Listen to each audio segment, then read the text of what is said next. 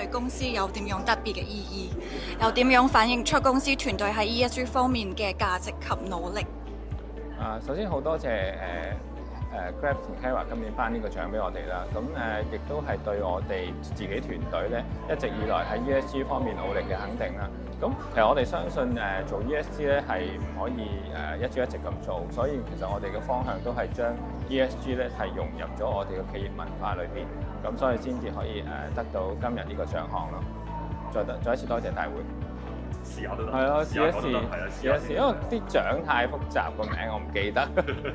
可以試下都得嘅。公司身處一個競爭激烈、變化快速嘅行業，呢次評比中有冇邊啲重點嘅項目或者成果係你覺得特別用你哋脫穎而出嘅？首先好高興我哋置富產業信託可以連續第5年攞到 GRESB 嘅5星級評級啦。另外咧，今年都繼續攞到東亞區零售物業企業嘅第1名啦。咁呢個亦都引證咗咧，我哋頭先所講咧，我哋係將嗰個ESG 嘅文化咧係融入咗我哋企業嘅文化裏邊。咁所以我哋亦都可以藉住呢樣嘢咧，令到大家可以一齊攞到呢個獎。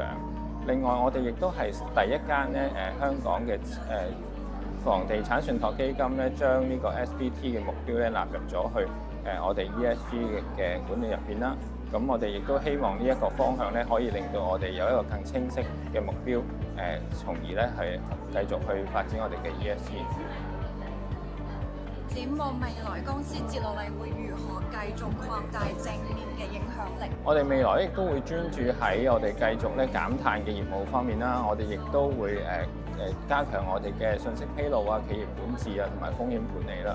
咁我亦都希望呢一樣嘢咧可以對業界咧有正面嘅幫助同埋影響啦。